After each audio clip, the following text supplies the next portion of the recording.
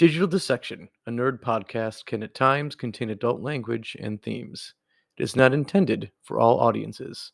Listener discretion is advised.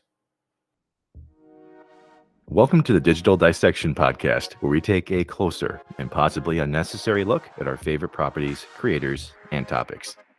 We are your humble hosts, Joe and Mark, two pop culture nerds dedicated to telling entertainment history before it's forgotten too soon.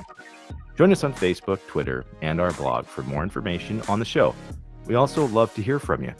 Write us at digitaldissectionpodcast@gmail.com. Now that we've got that out of the way, let's get to dissecting.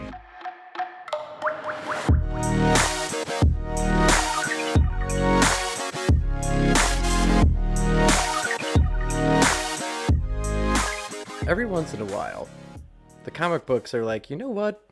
What's not working right now? Good guys fighting bad guys. That formula seems to be broken. So how can we change things up?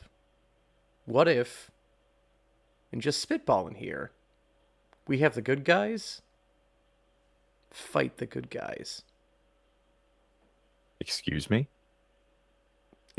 I know, crazy like a fox. This could work. This could really work. And it has several times. I mean, you had Marvel do it once upon a time with a little ditty called Civil War, a fantastic comic series that led into disappointment as it quickly just came to an end and Captain America was just dead. And then Plot twist. He's never truly dead. Never truly dead. No one stays dead in comic books except Jean Grey. She usually stays dead. Which I don't know. I haven't read in a while. I think that may have even changed. They may have actually finally bought Jean Grey back, but I'm not sure. Comics are worse than movies when it comes to deceased individuals, It's like, even if you saw them die in the comic, it doesn't matter. No, it doesn't matter at all. Well, when it comes to this formula of good, fighting good, Marvel did see some pretty good success with that comic. And then, of course, like, we got a movie out of it, which loosely followed what happened with the comic books. But dare I say, this is one of those times where people look at me crazy when I will say, I'm sorry, but DC did it better. And I know. Yes. I know it's hard to believe, given that they can't seem to get a movie right these days.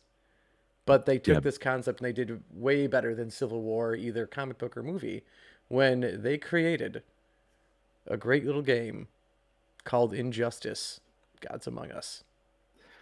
That's right. We return to retro reviews, even though retro technically doesn't quite fit within the time frames that we've been using it, but we're just considering retro older than right now. Yes, we will be using that as a pretty much go-ahead, definition for retro. It's not now, it happened before, therefore retro.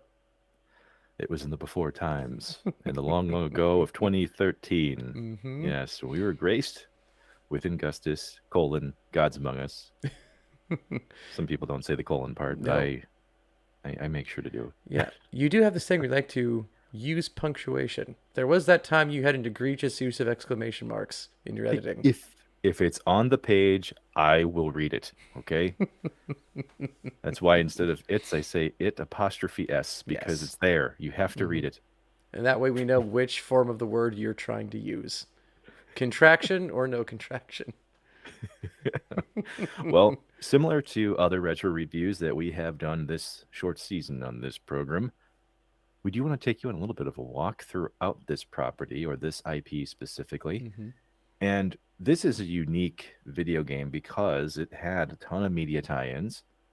So there's other things going on with this game than just the stuff that you're playing. Just there's multiple different types of pictures you're going to see with this game. So story time, motherfucker. Let's talk a little bit about Injustice. So, Joe, what is Injustice? Do you want to take a stab at that real quick for folks that may not be in the know? If you're not familiar, this is a fighting game based off of the Unreal Engine, which you may be thinking the most unreal thing about that engine is the fact that they're still fucking using it and that it actually does as good as it does. Because, fuck, when did the Unreal Engine actually come out? Like, God, I think I Uh, remember using that like in like 2005. I mean, there's been different versions of the Mm-hmm. engine, but yes, I mean, of course, it's aptly named after the Unreal video game The that we Unreal played Tournament, many years indeed, ago. yes. So Yeah, they use this engine, which is I also the one that's used, like you said, primarily in Mortal Kombat, since this borrows a lot from it. And this is the second, which you would consider like next gen or slightly modern gen DC based fighting game uh, yeah, from from uh, from the company, because we actually had Mortal Kombat versus the DC Universe earlier, and that had some positives to it, like the graphics were beautiful, scenes like the scenery or the levels were great, story was fun, it was believable enough, and but it just kind of felt like it didn't quite hit it off. It didn't wasn't quite there. Like it was a solid B plus what we got with that. So we wanted to improve upon it. So we took the same idea. We ditched the Mortal Kombat characters and said we're just gonna stick with the DC ones, and we end up getting this rare video game where it feels like you're playing a comic book. Like the only other time, like times I've really gotten this, was when I played any of the Arkham games other than Arkham Origins. That one was me. Or like the Spider-Man on the PS4. Like those felt like you were like playing a comic book. Like the characters woven perfectly to the story. Of course, you also in this case you had key voices like Kevin Conroy actually being Batman again, so it felt like the animated series up there. But we get this great fighting game that has build off of what you had DC versus Mortal Kombat do, and then of course the Mortal Kombat games in between that game and Injustice do, to get a very well polished fighting game that takes a lot of elements from Mortal Kombat, like scene transitions being knocked in from uh, one part of a level into another. You get what's a nice reprieve from really old fighting games. So like if you remember like the old like Street Fighter days or the old Mortal Kombat days where you had like the mile long combo to try and pull something off to pull off a really big move. Well, hmm in this game we ditched that for something that's much easier. So it just again makes the experience enjoyable for if there's a casual fighting game player as opposed to someone who plays them more often. And then we also get like I guess again like a brilliant soundtrack to this as well. And I'd like to circle back to the story here because, like we said, we alluded to, it's hero versus hero, but how they set that up is very well done, and they draw inspiration from several other previous DC resources to get to yes. where Injustice is.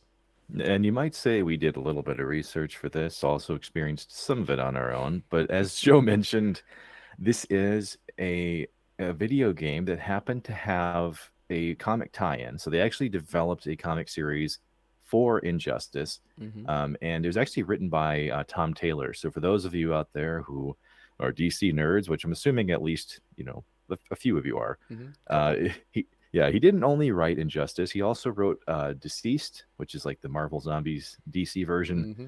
But he also wrote Nightwing for Superman, Suicide Squad, and he'd even make his way over to Marvel too at some point. Mm-hmm. As Um, many writers and artists do, they go between the bigger two there. oh yeah, yeah, and what the storyline kind of borrows from here, though, for those of you who've heard of Kingdom Come, this is the storyline where Superman has a ponytail. Yep. It's a glorious ponytail. Uh, but yeah, just long story short, because just in case folks want to read this or have any interest in it, Mm-hmm. the Joker is going to Joker, right? Yep. And so he ends up murdering a whole lot of folks over at the Daily Planet. For those of you who know who also works there, one of those people has the hots for Superman, and we won't call her by name just in Mm-hmm. case. Spoiler alert. It is alliterative, But though. yeah, yeah, you might know her if you've experienced property at all. But Mm-hmm. either way, there's a lot of stuff going on in Kingdom Come. It's not just a good versus evil Mm-hmm. thing. We actually have a new wave of violent heroes, like violent superheroes, and one of them is named Magog, I believe, or is it Magog? I It's usually say hard to remember. Magog with it, yeah. Mm-hmm. All right, all right. So this dude Magog comes along, and he likes to fight a little bit harder than some of our traditional DC superheroes might. And this dude straight up kills the Joker. Just murders him right Yeah, right in front of everyone. yeah. Like the police are But holding him, ready to put him in the car and everything. And he's like, nah. Boom. he gets acquitted though. Yeah. He gets acquitted, which causes Superman to go into exile. He takes that ponytail and he says, I'm Out. gonna go find me some solitude Mm-hmm. and probably listen to the Eagles' greatest hits while I'm at it. So Come here. continuing with with this story in Kingdom Come, a nuclear explosion occurs in the great state of Kansas, where if you remember, a certain superhero named Superman spent some time there. A few years, maybe Yeah. maybe one or 2. Mm-hmm. Yeah. Magog causes this explosion essentially because he's fighting a villain called the Parasite who splits Captain Atom in two, which for those of you who've understood how atoms work, splitting them is not exactly something we recommend you do at home. No, no, it's a rather violent process and outcome when you do so. Yes, it's not very good. Mm-mm. So, so yes, so a lot of bad things happen in Kingdom Come, ironically enough, which involve Superman, and some would call potentially a tyrannic rule of sorts, right? Yeah, a little. I mean, it's.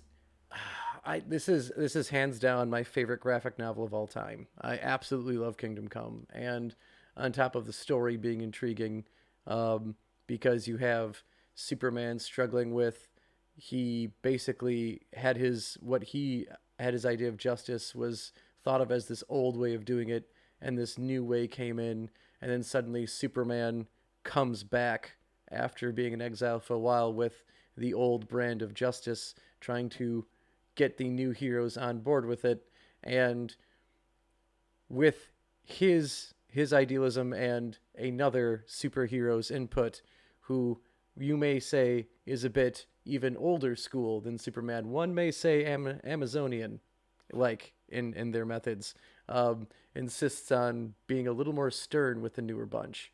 So, but beautifully written story. And then this is also illustrated by Alex Ross. So if you're familiar with his artwork and you are a fan of him, definitely check out Kingdom Come, because Alex Ross does the artwork for it.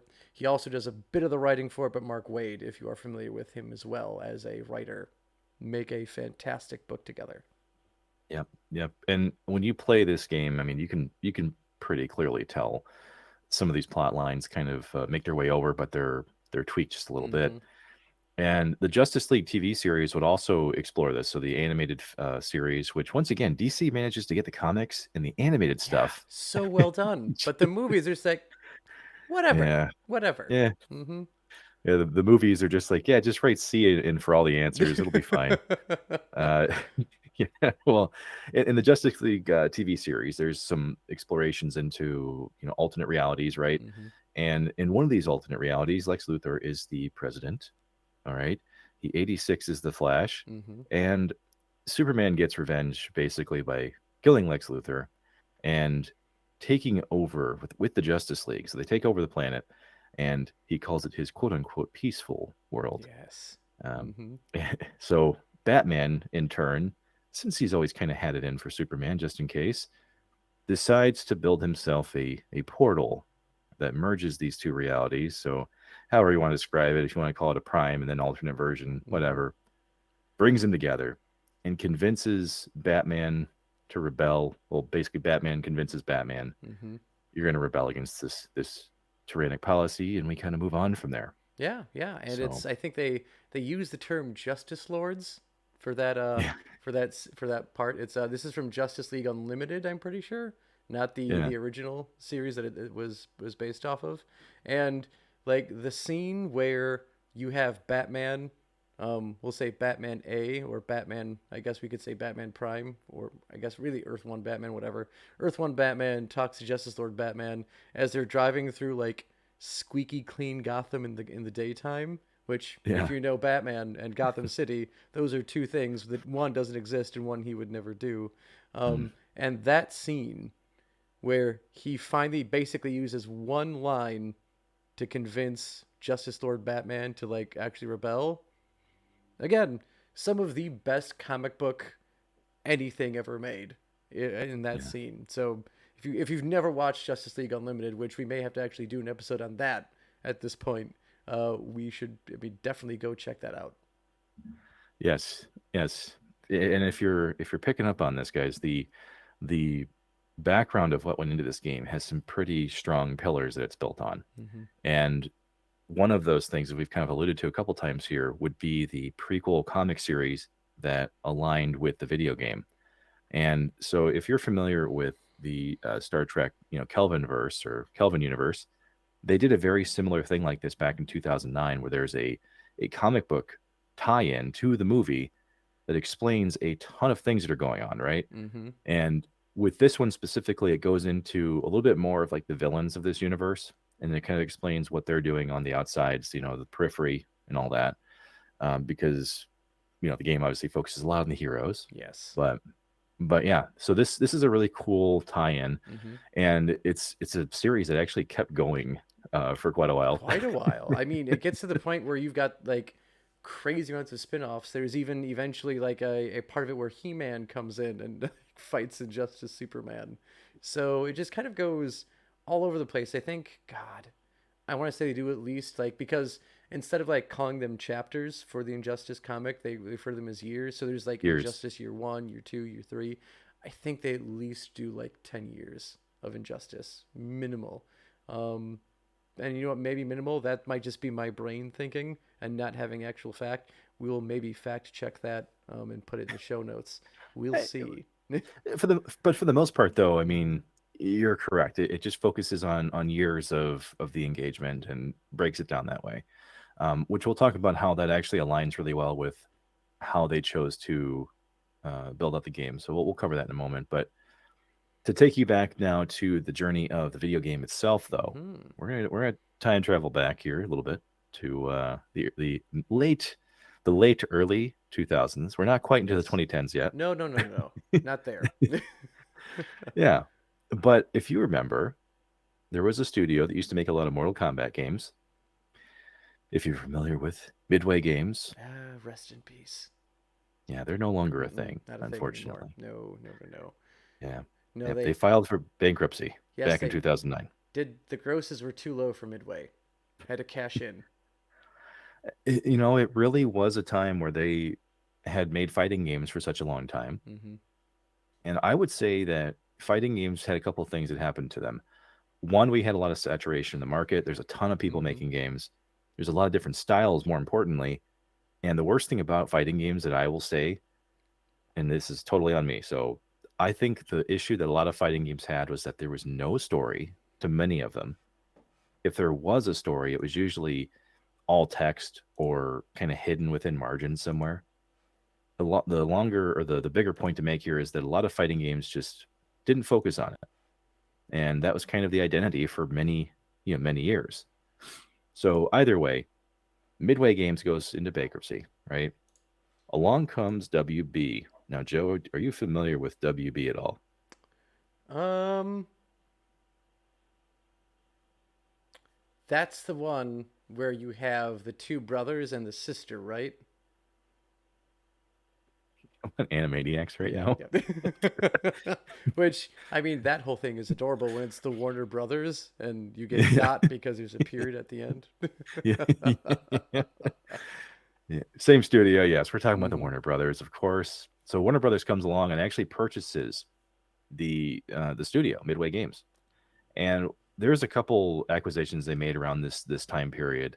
But in 2012 specifically, one of the studios that kind of rose out of these ashes would be the Chicago-based studio called NetherRealm Hmm. Studios. So if you're familiar with NetherRealm, that's a play on Mortal Kombat. It's where essentially all the bad people of the Mortal Kombat universe come from, is the NetherRealm. So NetherRealm Studios rises out of this and they start deciding to make games again. As you Yes. mentioned, Hmm. there's like that pseudo reboot-ish Mortal Kombat that came out in 2011. Hmm. And then in 2012, this game gets announced. Yes. And really like NetherRealm because like you said like Midway when it went under like there's just an oversaturation of fighting games and it felt like you had like basically each game was vying for like some sort of weird corner of the market. And Mortal Yeah. Kombat, like when it started, always had this thing like it was basically violent and it was gory, and that was kind of its thing because you'd have other games like Street Fighter or Virtua Fighter or Tekken, and like they all kind of played slightly different and had a different feel than each other, so you could have like that was unique. But like either they had to be like all of them tried to be character driven to a fault, but they're all looking for like just one little thing to really push their game over the edge. And for Mortal Kombat, it was just they always pushed the gore. And I think Yeah. eventually it got to the point where like, okay, well, there's blood flying everywhere. Hooray! It's just not doing anything for us anymore. We're no longer wowed or like, oh, how edgy Mortal Kombat is that Yeah. they've made this gory, but they need to do something. So NetherRealm, I think, really not maybe not for the first time because Midway tried doing it too, but what they did much better than Midway was actually give like kind of a better storyline behind the Mortal Kombat games. So that way it was more than just like a tower that you went up and fought against, where it was just characters that got harder as you fought them, or like just a very weak premise like, oh, this is an international fighting competition. I shall fly across the country and across the globe fighting other people until I'm the number one fighter. Yeah. It just gave kind of a better premise to everything. So they took that, and then, like you said, in 2012, this game gets announced, and there's some hype behind it because of the great work that NetherRealm had done, actually putting like the Mortal Kombat franchise not only back into something that was viable, but back into something that was like legitimately entertaining. Yeah. Yeah. Do you remember back when E3 used to actually have an in-person, conference to go to? What's E3? Yeah, right. They didn't even Yeah, have one of those this year. They canceled it. one of the biggest gaming conferences across the country. Well, at one point in time, back in Mm-hmm. 2012, this game was brought to E3, and so they showed off a lot of the features of it, and it got like one of the best in show awards when it was there, almost Mm-hmm. like a dog show, right? Yep, they have the game like on a little leash and they prance it about the stage. You Yeah. make it do like a little bow. They Yeah, check to make sure the teeth are standard. Like, yeah, all right, here's injustice. Injustice, and right next to it is a Bichon Frise for you to check out. Thought you can go with Yeah, a Westie there for a second. fluffy white Mm-hmm. dogs. They're about the same. But yeah, dude, it earns best fighting game. Mm-hmm. It also ends up getting accolades from IGN, Game Trailers, Game Informer, and like a half dozen other publications that year as either like best fighter or whatever. Like there's a lot of hype behind it. Mm-hmm. And so yeah, so once again, this game, before we even touch gameplay, because we talked a little bit about it, it really is the story Yeah. that that carries this in a lot of ways. Mm-hmm. And so as the game starts out, like Joe mentioned earlier, you're actually following chapters of what essentially feels like a book. And rather than have the narrative carried by a single character, you end up getting to see the vantage point of multiple different DC characters throughout the entire game. Mm-hmm. And Joe, what did you think about that narrative choice and the direction they went with it? I mean, I thought it was great. I mean, there is definitely something to be said about like not enjoying being forced to play a character you don't like. So like if you don't care about Blue Beetle, which is in Blue Beetle's not in this game, he is in the sequel. But if you don't care about Blue Beetle at all, I don't want to fucking play as Blue Beetle. This game would make you play as a good chunk of the characters. Not every playable character is played through in the story. You don't get to play them, but like it forces you to go from perspective to perspective, which is great when it actually works for telling the story that the writers want to tell. When you have the conflict that develops in this game and you want to see what's happening on both sides of the conflict and how characters question what they've been doing and like jump from one side to the next, or how one Yeah, side is just yeah, rising up in general, being able to see both sides of that and you being different characters because of it, like it worked perfectly. So this was one of those times where like, you know what, I just want to be Superman, just let me be Superman. That's how it'd be like in most other games, but in this game, like I wasn't like, this is great.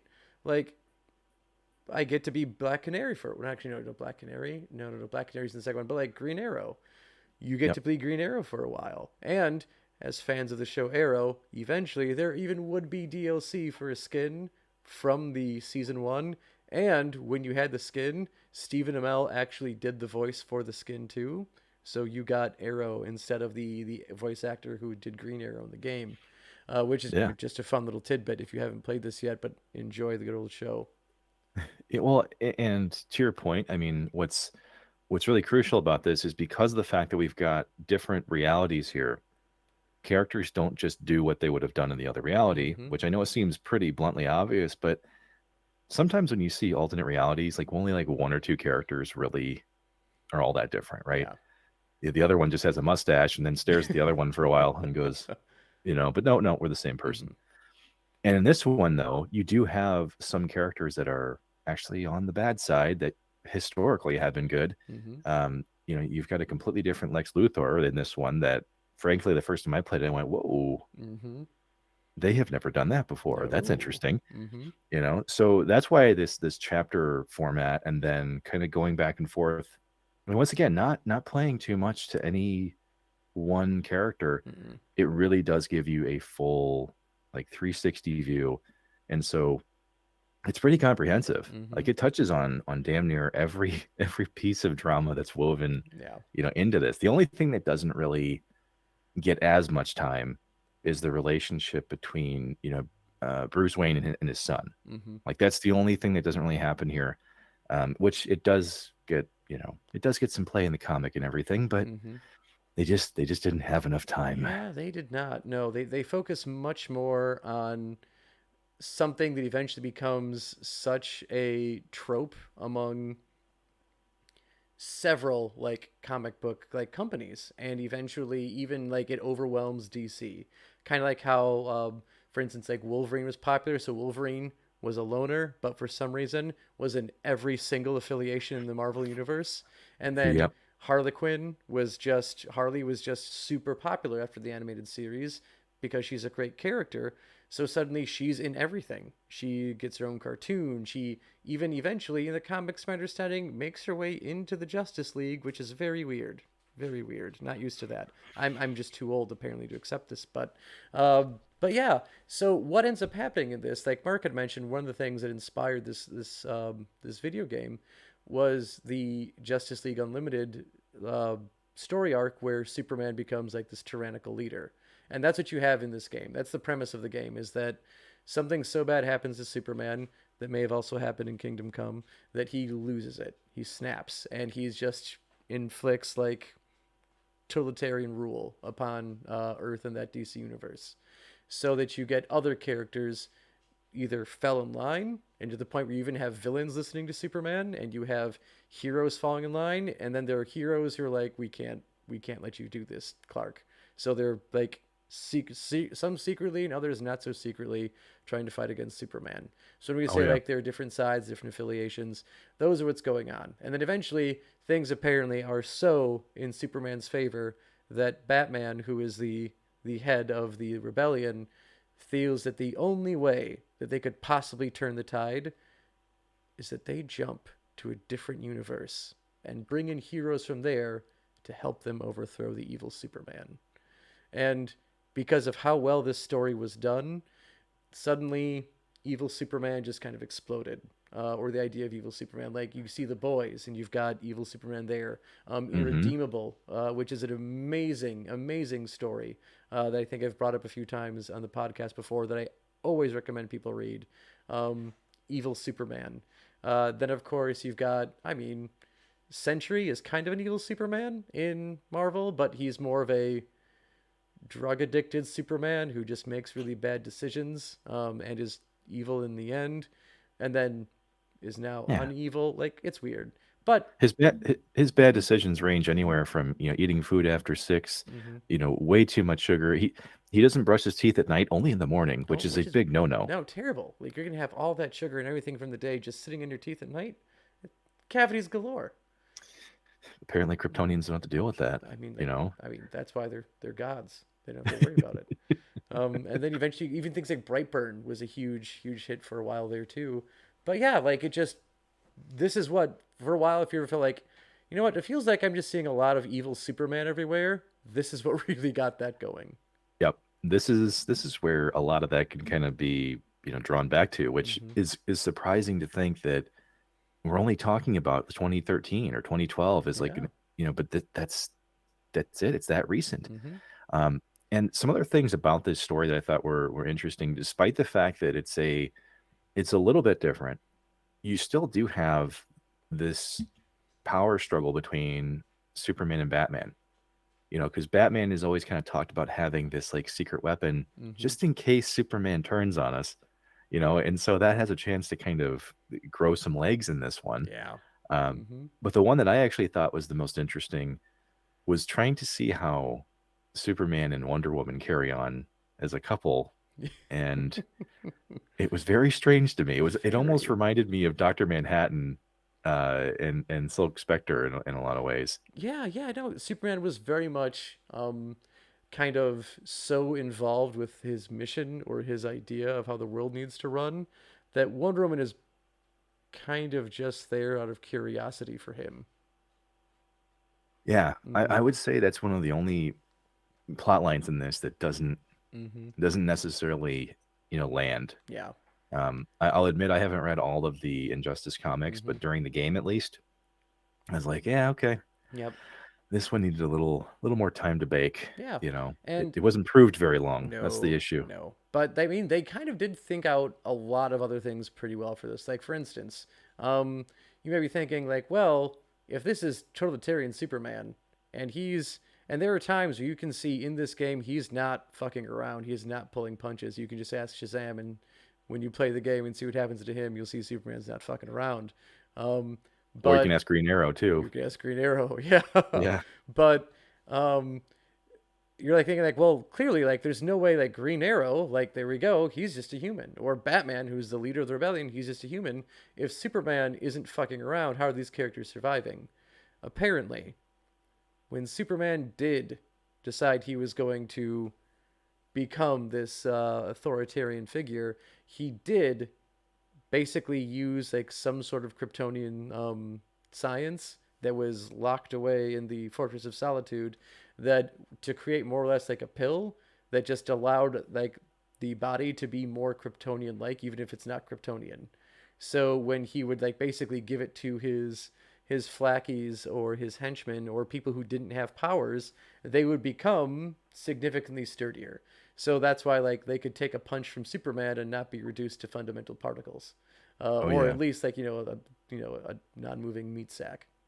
Yes. More bone density, better posture, Mm-hmm. tighter butts. I mean, you name it, You they got got it. it. Yeah. Yeah. Mm-hmm. And this magical pill, as it were, was called 5U93R, which for those of you who just listen to that and go, why should that be the name of it? Well, it's just a cute play on the name Super. If Yep. you look at it, the Mm-hmm. numbers, yeah, they're supposed to mimic the letters. It's a nice little cutesy game they're playing there. But yes, the 5U93R pill, yep, Mm-hmm. it makes everybody into super powered people, which Yes. by the way plays into a very important note here. All right. Warner Brothers demanded that this could not have over the top violence that Mortal Kombat was known for. Mm-hmm. So this 5U93R pill actually plays into not just a plot line for the story of this. It also kind of plays into the fact that, well, yeah, if Superman Mm-hmm. is punching a human, their face is noticeably going to become a jelly. Yes. Mm-hmm. So there there has to be something that balances that out. And so this pill ends up being pretty much a footnote within the story, right? mm-hmm. And they briefly explain it. You're Yeah. about to see Green Arrow take one of them, and then like all of a sudden they're off to something else already. Mm-hmm. But it's an important distinction, and I actually don't think it's a bad idea. No. Like, yeah, when you see a lot of these plot devices that just kind of show up like an atomic bomb at the end of a movie that was never mentioned even once, but then it's there to save the day, Mm-hmm. And that then their kind hair of turns stuff. white. We don't get it. Yep. If Mm-hmm. you're watching the video of this one, Joe and I are both at a loss for words, Yep. holding up the one hand, going, "Are Mm-hmm. you serious? Yep. Yeah, Yeah. are you kidding me right now?" But anyway, Lost. Mm-hmm. yeah. So I'm actually not upset with that, right? Mm-mm. But getting to the gameplay of this game, we talked about fighting games quite a bit. Now, there were some interesting things about this game that I had not actually seen before in a fighting game. And one of them are these mini games that occur Mm-hmm. as you're playing through the story, and it's actually some of it's laughable, but it's also still really engaging. What did you think about the mini games, Joe? I loved them. Like it was just another fun way to help, like, one, tell the story, and two, actually influence the fight before it happens. Yeah, Because you would get like these little things, and they're basically like think of like God of War or Dante's Inferno, of like these I always forget the style, but like you have to press this quick time events. quick time events. Yeah, they're more or Yeah, less quick time events where you've got to do these short actions, and if you complete them, either you stay at full health or you reduce their health if you complete them properly, or if you don't yeah, complete them properly, you just are down a little bit of health going into the actual fight itself. And like they're yeah. fun things. Like there'll be like I think there's one part where like when Superman first comes from one universe to the next and Black Adam is there to like confront him, he's like chucking cars at Superman. So you're Yeah. just blowing up cars with your heat vision as they're flying at you. And what is also really bad is that when this happens, Black Adam is just pulling the cars off as they're driving close to him. Oh And yeah, I don't yeah. think people actually get out of the cars. No, no, no, no. But Nope, they're just sleeping. They're just just sleeping. sleeping. Just Yeah, they're not. sleeping. They're Mm-hmm. not dead. They're just sleeping. Just sleeping. Yeah. Uh, The one I laughed at mm-hmm. in the beginning is when it's still showing like some of the initial struggles that happen in like Earth Prime, and Batman is fighting that Lex Luthor from that universe, and Luthor's just walking towards him in this super suit, and he's just like whipping the batarangs at him, Mm-hmm. and and it and it's like that. I'm not gonna judge it a whole Mm-hmm. lot, but like I laugh at it every time because it's like a batarang is probably not going to No, stop a mech suit, but probably hey, not. yeah, hit him But 20 times, he'll mm-hmm. probably fall to a knee, and Yeah, it's like, yeah, okay, yeah. that's And fine. one of the best lines I think that comes out of this game is when Hal Jordan meets Hal Jordan, and he gets there, and you do like a quick time event again before the fight starts, but when Hal sees himself as a Yellow Lantern, because it was the natural thing to do when he went evil, um, he basically gives a line to the other heroes with him. He's like, "Wait, give me a second. I've got to kick my own ass over here," and Yes, just yes, is so great. And of course, if you're not familiar with the voice cast, this is Jane from Firefly himself who is yeah, voicing Hal it's true. Jordan in this. Yeah, it's very true. Yeah, I was actually I wouldn't say I was shocked by it, but the voice cast of this game was I think one of the strong points. Like Mm-hmm. because you and have been through plenty of video games where the voice acting absolutely destroys believability, Yep. and the fact that you're pulling Kevin Conroy out of the actual animated Batman and Mm-hmm. he's mainline Batman here, Yeah. that I bought in right away. Yep. Like And immediately bought into that. they do the same thing with Superman and Wonder Woman. They're pulled right from the animated series. Yeah. Yeah, it was really well done. I mean, I'm sure a lot of the budget went there, but Yep. so well spent. Mm-hmm. Yeah. And honestly, in this game, a an ace in the hole is Aquaman, and I'm trying to remember who voices him. He is, mm, God, he's a very prominent voice actor, and it's killing me. He used to be on Mad TV too. Oh, it's It's killing not me. Will Sasso, is it? It's not No, Will no, no, Sasso. no. Sorry, is it Phil Lamar? Yeah, Is it's Phil Phil Lamar the Lamar. one that? Phil Lamar plays Yeah, yeah, yeah. is Aquaman in this, and he is, if you play as Aquaman, one, like, he's an unfair character. He has reach Yeah, over. He gets to have his trident in the game, so his reach is unreal compared to any other character in this game. very true. So if like And he can throw it. and He he can can also throw throw it. it too. He can Yeah. chuck it. He can throw it. He can slam it against the ground, and for some reason, lightning comes. I don't get how he does that, but he does it. So he is dangerous at any distance in this Yeah. game. Like you can't Haven't get you too played? close to him. You can't get uh, far away from him. Why can't we beat Aquaman? I think the programmer's like, you know what? Here's what we're gonna do. Everyone makes fun of Aquaman. We're gonna get fucking Phil uh, Lamar to come in here to make him sound badass, and then you can't touch him when you play him.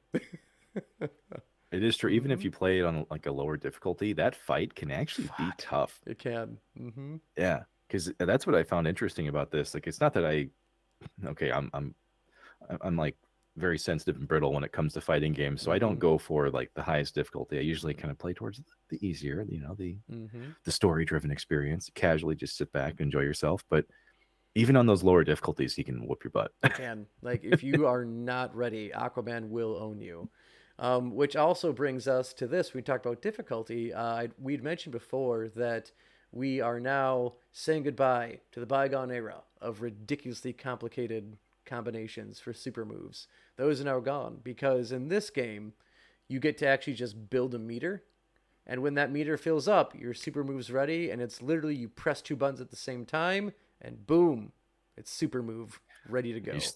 but an important thing here is that you still actually have to land the hit You do. after the Mm-hmm. super move is triggered, because otherwise, if you the block button actually isn't just hitting like a specific button anymore, you Mm-hmm. press back to block. Yep. So if somebody spends all this fight like building up their super move and then you just Block politely tap back, it. doesn't matter. Yeah. That's not going to trigger it. Mm-hmm. So, but yeah, that's another component of this game that I definitely want to spend some time on. Every single character in this game has their gadgets and like their abilities. I remember looking into this, like the studio spent like a really long time developing each individual character's fighting styles, but then Mm-hmm. also making sure that what they did with their like, like Batman with like his grapple hook or whatever, like all this stuff was implemented into their Mm-hmm. fighting, and they make sense for like doing combos and everything. So Mm-hmm. so you can really tell that they didn't just go, okay, this guy kind of fights like this one, so we're just gonna tweak the style, but the moves are the same. Mm-hmm. It's like, no, no, no. Each individual character fights differently. Yep. And when you take that along with that super move, the super moves all generate cutscenes if they actually land. And the cutscenes are just fucking fun. God, they're Yeah. great. They're so good. And like it's like Batman, I think he's chucking batarangs at you that are blowing up. He eventually calls the Batmobile that runs over the character as he does a backflip over as it hits. Not Superman's punching people into orbit. Oh, so the good. the Batmobile part was really cool because it's not just a backflip, it's a slow motion backflip That's over the true. the Batmobile. It is And straight out of the Matrix.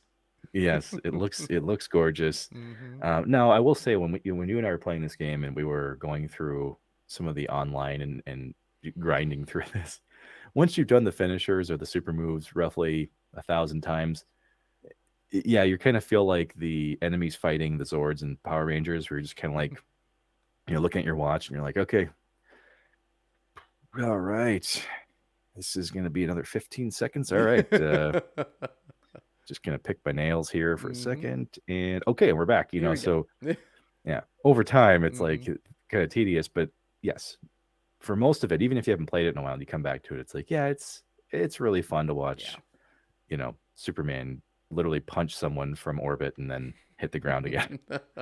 So yeah, it's Mm-hmm. it's enjoyable stuff. I, Yeah. I I thought I thought in lieu of not being able to do fatalities, Mm-hmm. from like Mortal Kombat, and finding a middle ground, kind of like this. And like you mentioned, it is very simplistic to use, right? Mm-hmm. So long as you land it. So, but that same energy that you use to trigger super moves also is used in a different way during the fights, because sometimes in fighting games you can get bonuses by doing certain actions, right? Mm-hmm.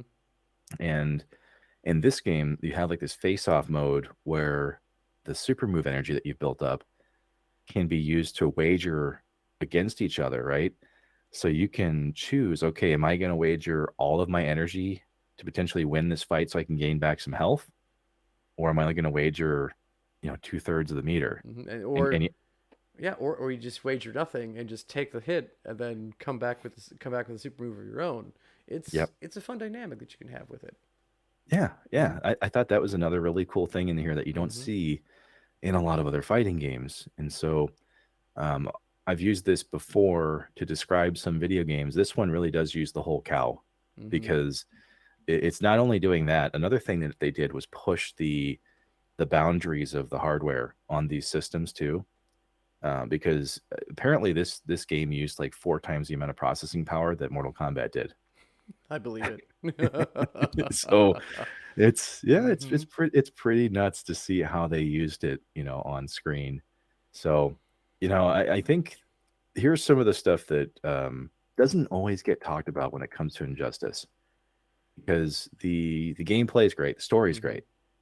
What about the leveling system, Joe? Do you remember the leveling system? I do. So the leveling system you could use and I know like in the second game, like they take it and they just absolutely run with it.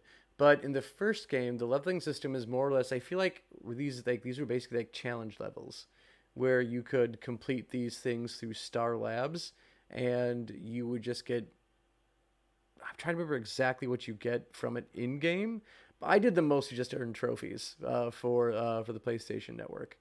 But I'm trying to remember like do you remember the in-game perk you actually got for raising the level of your character? So for the leveling system in the game contributed towards being able to unlock characters or Mm-hmm. outfits. And so as you kind of went through this, what I was doing was trying to figure out like, okay, I'm not a big DC person, but I started to unlock some of these outfits and I'm like, oh my God, I remember this outfit from when I was like 4 years old and read this specific comic book. Mm-hmm.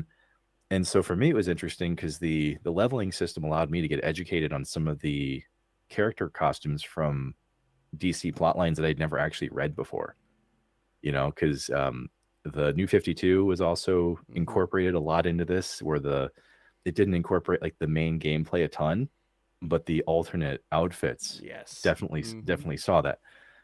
And so that's what kind of kept me going in a lot of ways. Once we got past like the storyline and then Mm-hmm. doing some of these side challenges, like you mentioned, it's a lot of it's trophy driven. It's not impacting a whole lot else, but Mm-hmm.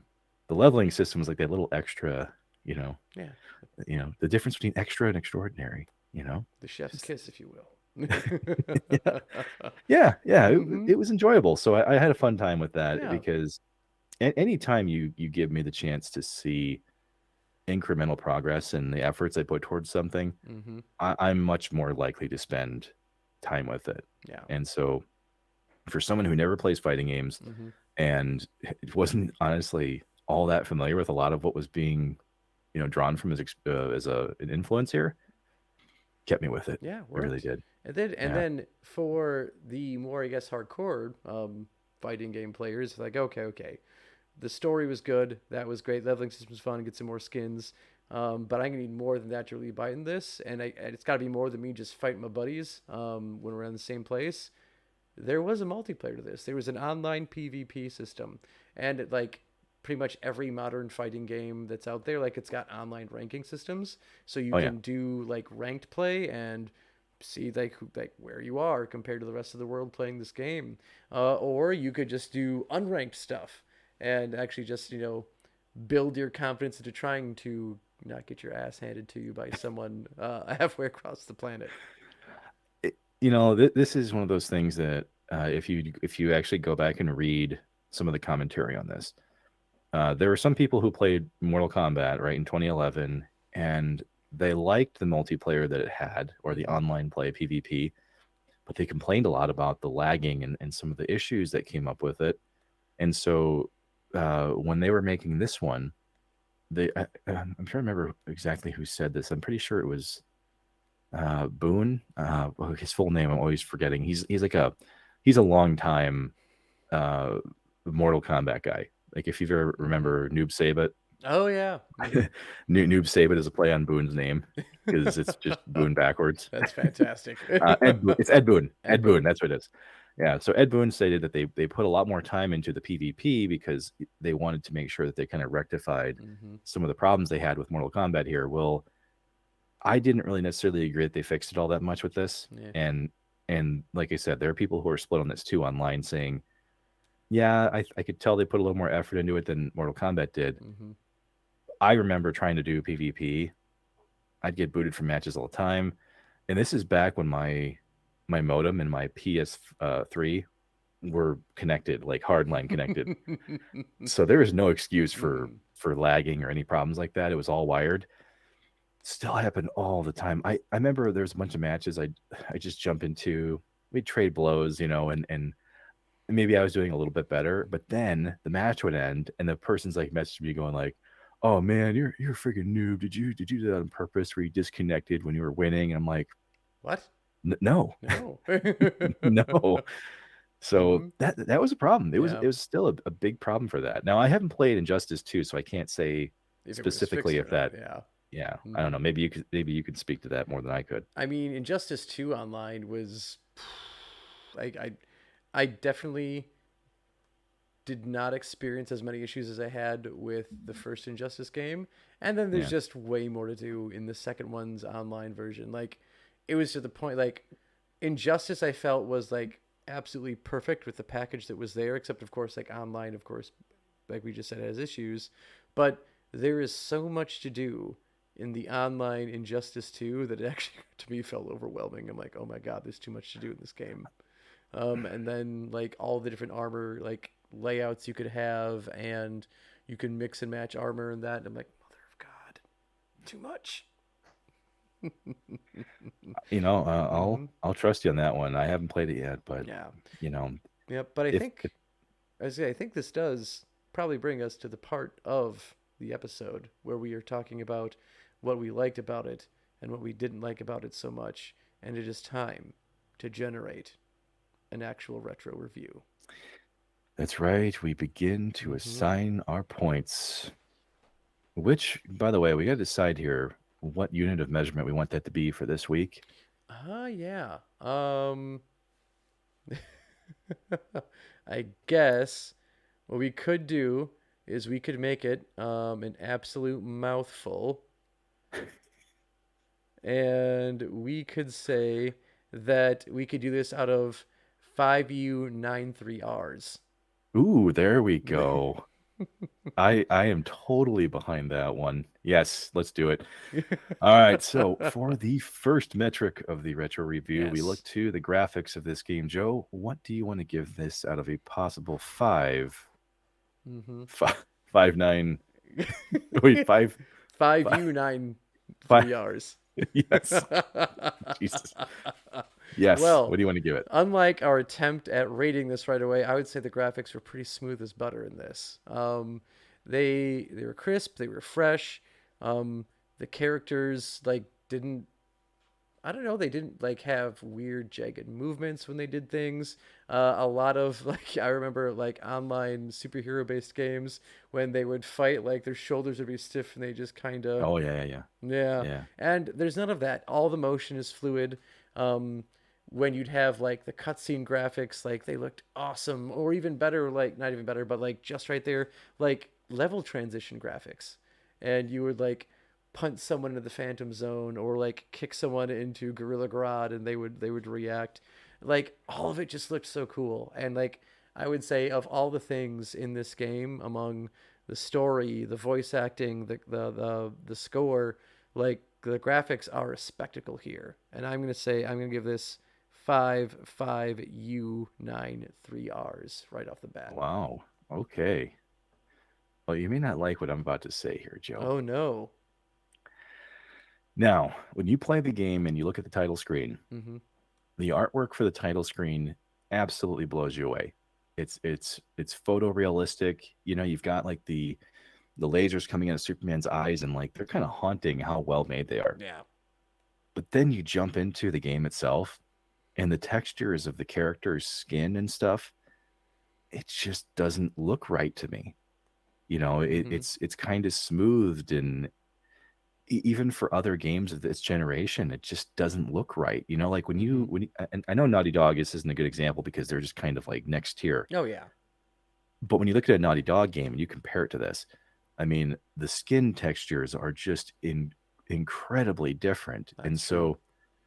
And so for me, I look at the graphics and I go, is this game smooth in Mm-hmm. like how you actually do button to screen?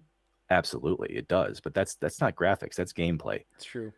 When you think about the backgrounds of these games, they're crazy dynamic, right? You can Mm-hmm. you can pick up stuff and throw it at people. You can crash into a control system and it'll break. But look closer at the background itself. These are some of the worst rendered graphics of the entire game. Like if you go back and you watch this again, the backgrounds of this game look rough, like Oof. really rough. Mm-hmm.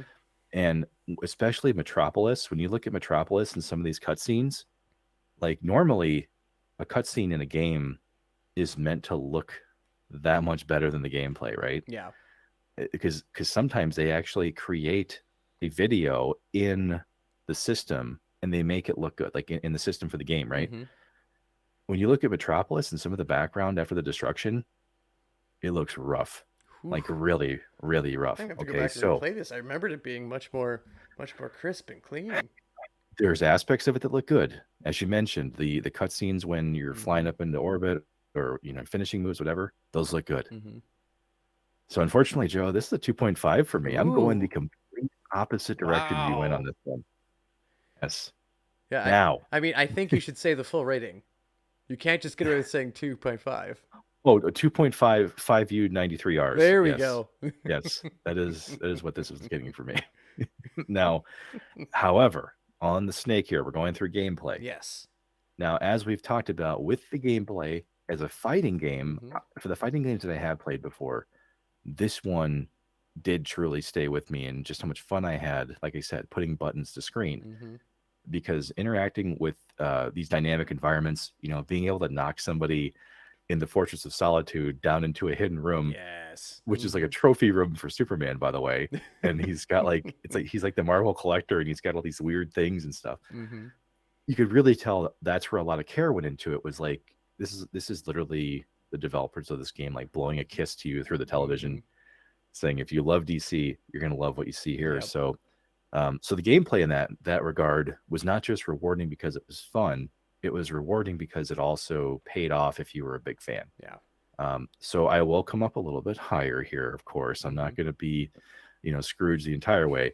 Uh, for this, I'll give it 4.5, 5U 93 Rs because it is Mm-hmm. very, very strong. It's one of the most memorable aspects of this game for me. Very true. Very true.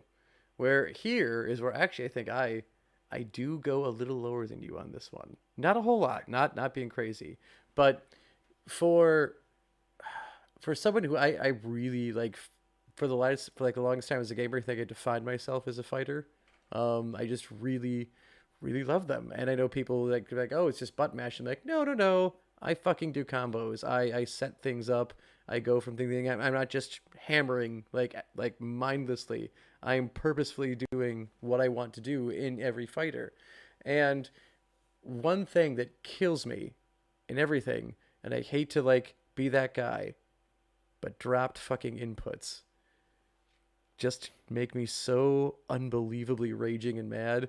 Where I don't want to be like, oh, it's not me, it's the controller. But sometimes, like, no, it's not me. I'm pressing the buttons and the input didn't go through. And this is one where I think that happened several times. And I don't know if that is just because, like, sometimes I feel like this happens much more in 3D fighters than it does in more 2D things. Like, and not to say 2D ones are completely, like, devoid of this, because, like, one of the better, like, one of my favorite fighters in recent gaming history is, like, Dragon Ball Fighter Z. And that's 2D, it's simple, and it is, like, everything you loved about, like old school Street Fighter or, like, old school Tekken and not maybe not Tekken. Tekken's always been 3D, but like old school Street Fighter, and it pulls it off and it works well. And I feel like Mhm. because it's not trying to be like a graphics monster, which you can see like it also like remarks that it struggled with at points. They can actually direct some of that processing to the actual fighting. So I felt like that happened way too often for me to say that this was perfect. And then of course, like we talked about, like if you were really looking forward to doing online play with this, that's Mhm. something that really suffered here.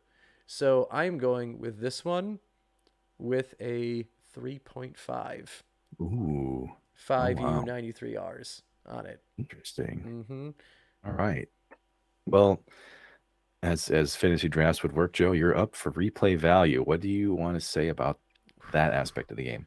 Replay value, I'm going to go high. I'm going to go 4.5 uh, 5U 93Rs on this one because this is one where, like I said, I play the entire Uncharted series over the whole summer. I Yeah. can do that with this game too. I will set it to its easiest fighting value, difficulty, just because I just want to watch the story, and Sure. I'm not to the point where I'm okay with just watching it on YouTube for 10 straight hours. I still want to actually play a little bit too. So I will definitely highly replay even just the story for this. Whereas, like, I guess, like, if I wanted to do the online, like, that definitely suffers, where Yeah. I'm not thrilled about trying to go back and play online again. But as far as the story, like, if I want to, literally, if I, like, I feel like watching Injustice. I'm not going to watch the new animated movie, which wasn't that great. I will play this game instead. And I also know that, this game is 5 times as long as watching that movie, but I will invest my time in replaying the story of this game as opposed to watching that movie or even like reading the comics that lead into it, lead into the story of the game. I really do agree with this in a lot of ways. The only reason why I'm going to come in just a little bit different than you Mm-hmm. is because I did, like, once again, I thought the story was fantastic. But that for me was kind of where the high point was, right? Mm-hmm. Like the other modes are available to you. I'm not a big PvP person. If other people are, that that might increase their replay value. Um, while the training modes were fine, and Mm-hmm. some of the skill challenges were good too. Once again, those are more towards people that love this genre. Yeah. And while I appreciate them, I didn't spend a ton of time there. Where I spent most of my time was like the battles, like being a single player challenge type of thing. And after I was done with the story, that's where I did a lot of that. But Mm-hmm. this is one of the rare games where I have returned to the storyline multiple times. Like, I didn't just play it one time. I've gone through the story of this like maybe 4 times. So for me, that's quite a bit Yeah, more. that is quite a bit because I mean, this is also during the era where um, I would tell you that I'm doing this, and you'd be like, "You're playing video games for fun and not just trophies. Why would you do that?" People do that. What's that? Ooh. Can you explain that to me? Because I don't know what that is. Yeah. If there's no purpose behind playing the game, I ain't playing it. Yeah. So, so yes, I'm giving this for 5U93Rs, Mm-hmm. which brings me to one of the more controversial, metrics that we've kind of gone through here, because this metric can sometimes save a game from being in the bottom of the barrel. Mm-hmm. Sometimes it can vault it towards the very top, as we learned with Star Fox 64 Yes, and unfortunately, Tomb Raider. and Tomb Raider. Tomb Raider heard Exactly. it. Yeah. So for this one, I actually thought the music was one of the strongest aspects of this game, because Mm-hmm. even though it's not borrowing a ton from some of the other properties that these belong to, it doesn't just fit the tone really well. Like, I actually got kind of amped up when I heard the title screen music, Mm-hmm. and as you transition from different modes and everything, like it really does elevate your, if you watch like my heart rate, like they did with the kids when they tested Power Rangers, and that guitar riff comes on, like Mm-hmm. that's kind of where I Yeah. was with this, like the music comes on and all of a sudden I'm like, oh man, like this is an experience. This isn't Yeah. just, Mm-hmm. we're all witnesses now. Yeah. Borderline cinematic with this for experience. Yeah. Mm-hmm. That's the best way to put it. The effort put into the music for this game feels absolutely cinematic. And that's, once again, that's one of the experiences that you would get in like in a Naughty Dog type of game. Even Bethesda games to an extent do a really Mm-hmm. good job with their, let's just call it like their ambient music, right? Like Yeah. like the non-title facing music. So for Mm-hmm. this one, yeah, I'm going to give this a 4.5, because even though I don't have like tracks committed to memory, I remember the experience. Like, it's not like with Tomb Raider where I went, I don't remember anything Mm-mm. about music here. No. This one, I absolutely do. Yeah.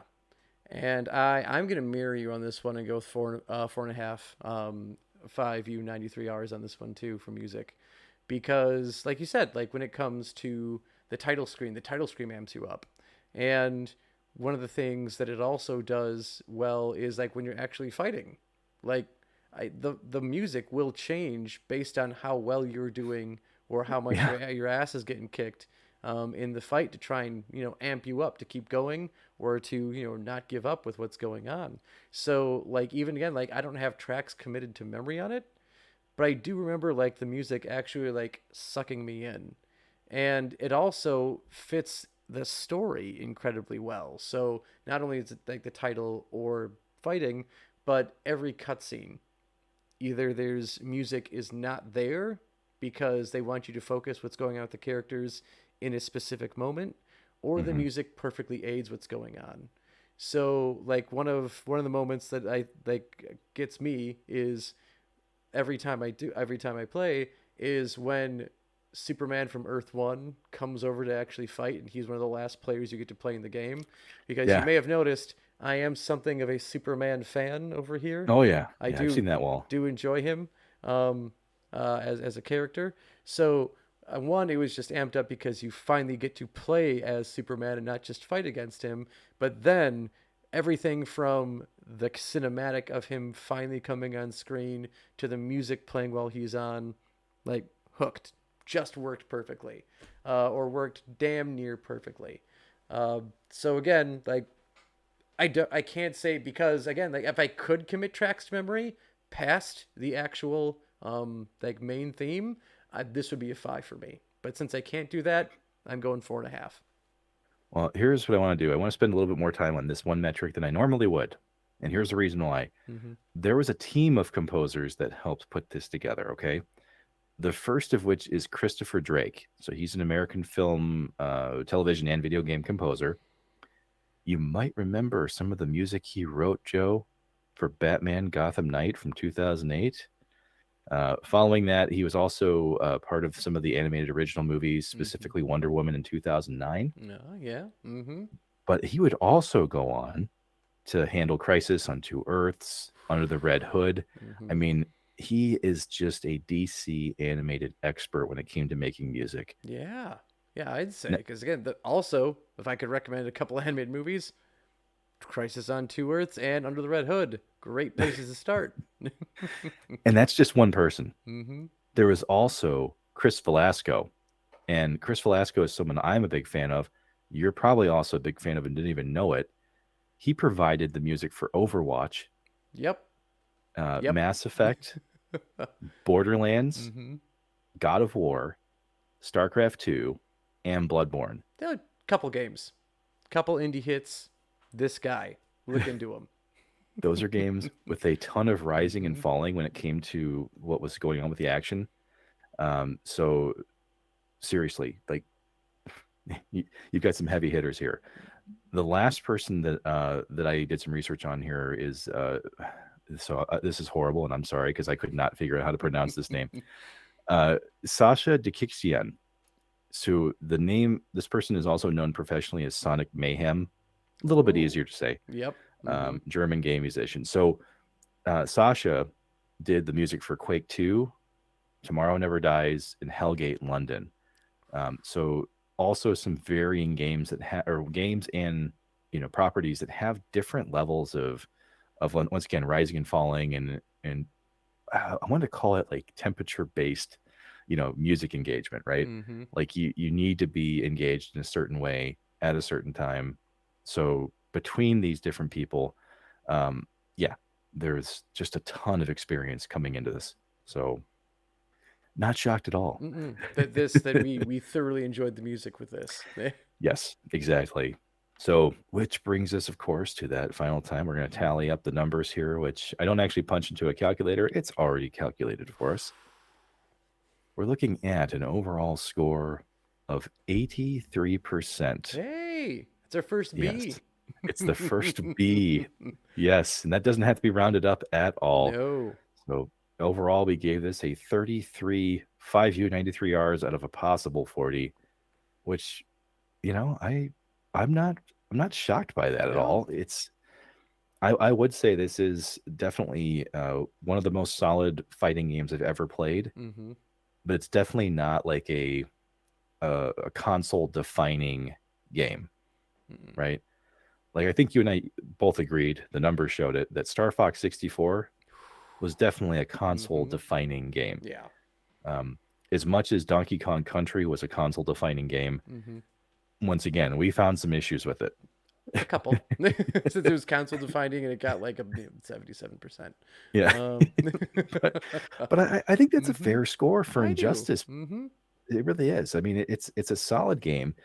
It's a game that I think you'd want to spend time with, even if you're not a big fan of the genre. Mm-hmm. And just the fact that you have all this effort that went into writing an original idea for a comic property that was in a video game. Yeah. And I mean, I would even argue that, if you aren't a massive fan of the genre, then you will probably enjoy this game more than someone who is a big fan of the genre. Because again, like when you have that missing online component to really push your limits as a fighter, and that's Yeah. missing from the game, that if you're there like, hey, I just want a story and I want to beat up someone who's my favorite superhero, this game's gonna do it for you, guaranteed. Yeah, absolutely. I mean, I totally agree with you on that. And for me, it's one of the few games I still actually have installed on my PlayStation 3. It's Mm-hmm. always been there.